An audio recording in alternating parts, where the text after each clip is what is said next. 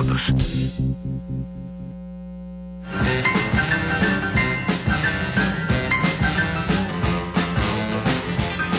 Maria, oi gente, boa tarde, o programa Olhares está no ar. Hoje é sexta-feira. Sexta-feira, muito boa tarde pra você, seja bem-vindo ao programa Olhares, cheio de coisa boa, como sempre. Maria, você está muito alta, meu amor. Por que será? Isso Aqui é salto como a Dani. Nossa!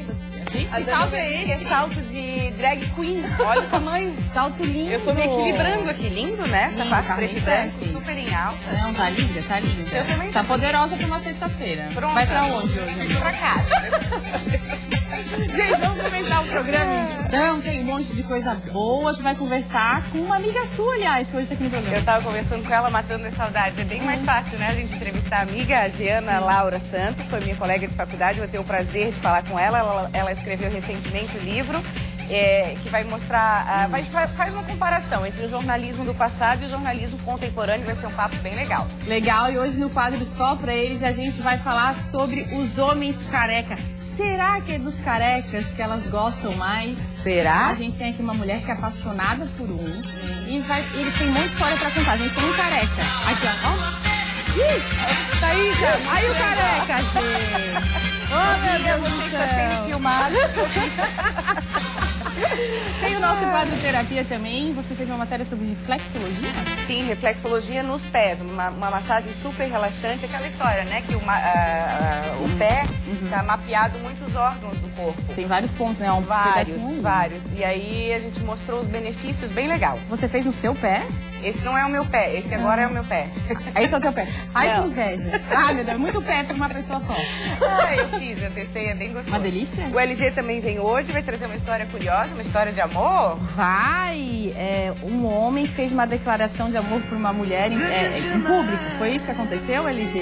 E ele está aqui, ele vai contar como é que foi essa história. Ó, música romântica, gente, nessa sexta-feira. Então vamos começar? Vamos começar, Maria. Então tá, eu vou pra cá, tu vai pra lá. Vou, combinado. Tudo bem, Giana? Bem-vinda. E no Olhares. Então, bons tempos, né? A gente tava conversando. Eu não posso ficar em pé do lado dela hoje. A Giana escreveu, foi lançado recentemente, dia 17, né, Giana? Foi, dia 17. O livro agora. Colecionador de Histórias Miúdas, Machado de Assis e Jornal. Então a gente começa perguntando, em linhas gerais, que paralelo é esse que você traçou entre o jornalismo do passado e o jornalismo contemporâneo, bem mais complexo, claro. Muito mais complexo.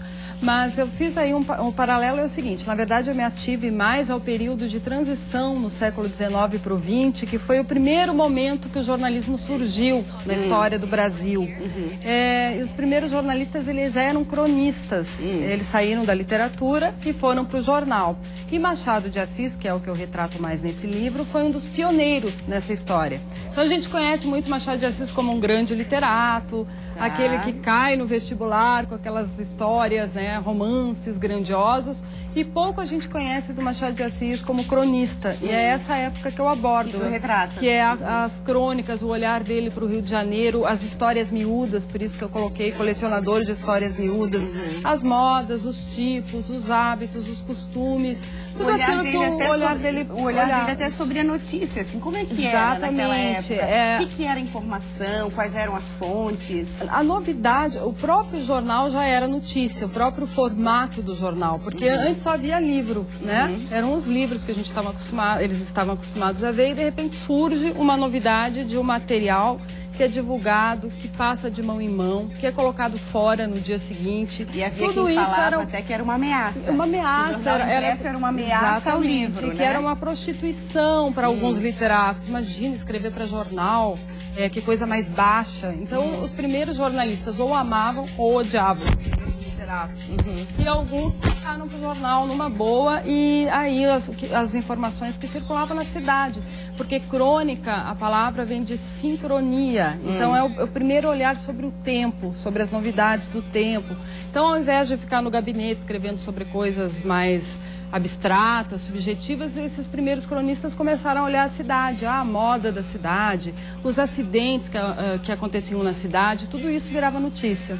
E virava crônica depois. De retratar o comportamento Comportamento também, de uma humano, época. as modas, a política, sensacionalismo, que a gente pensa que é uma coisa atual. Na verdade, sensacionalismo já começou lá pela fase de Machado, já era bem pontuado isso nos jornais. Ele até tem uma crônica que ele analisa de um crime que aconteceu, que ele fala assim, o que acontece que as pessoas têm um apetite voraz por notícias desse tipo. Então já era um olhar voltado para as coisas muito trágicas. Já assim. se descobriu que vendia descobriu jornal. que vendia As jornal. mais Exatamente. sangrentas vendiam jornal. Então ele analisava tudo o comportamento humano em relação a essas notícias e o que era notícia na política, nas modas.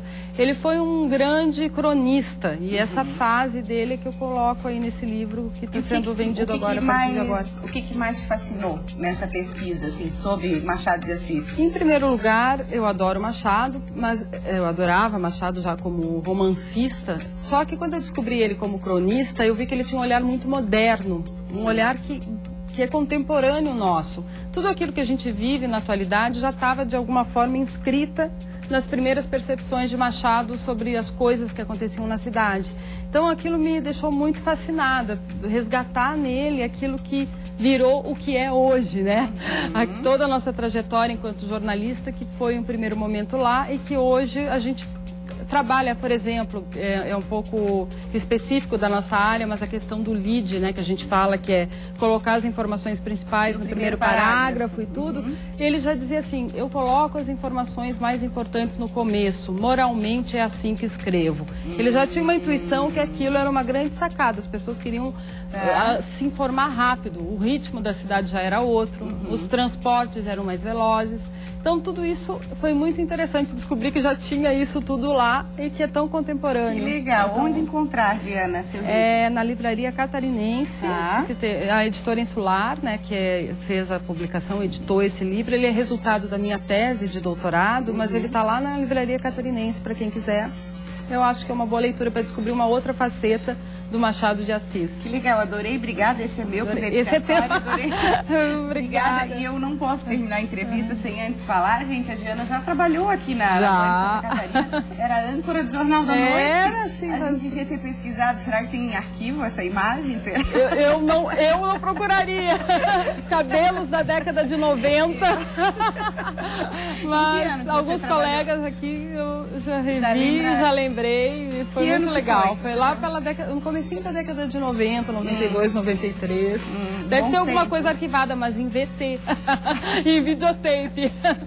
Mas é um prazer estar aqui de novo e conversando com a Paulinha, que é minha grande amiga também. Obrigada, prazer te ver. Sucesso, tá? Sucesso também. Agora a gente vai chamar os recados de hoje da Caixa Postal. Acompanhe.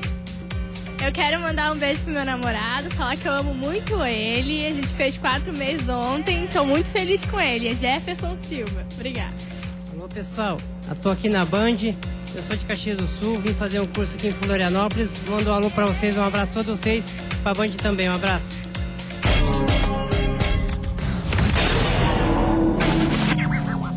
Hoje, ó, a gente já deu a letra no início do programa. Cabeleira, ele não tem essa cabeleira. Não, ele não tem. Assunto do Só Pra Eles de hoje, será que é dos carecas que elas gostam mais? A gente convidou o personal trainer, o Peter Bruno, bem-vindo. E a esposa dele, a Ivana. Tudo também bem, é Ivana? personal, né, Ivana? Boa tarde.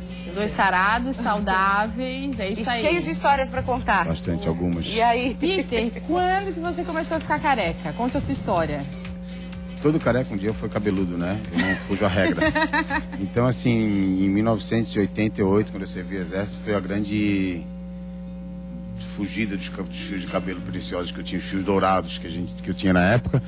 E daí, quando eu servi o exército, quando tirava aquela cobertura, aqueles cap que usa no quartel, eu esperava que tinha um monte de fio de cabelo, ele botava de volta e nada de negócio ficar. Com 18 anos? Com 18 anos. Já começou com queda de cabelo? Depois eu saí do exército, daí eu deixei o cabelo crescer de novo, só que daí aparecia aquele careca cabeludo, né? Conforme tu olhavas, se tu olhasse de frente era um careca, se tu olhasse de costas, ó, um cabeludo. Mas o homem, gente, tenta fazer isso pra dar aquela disfarçada, mas não adianta, homens, vocês fazerem isso. É careca.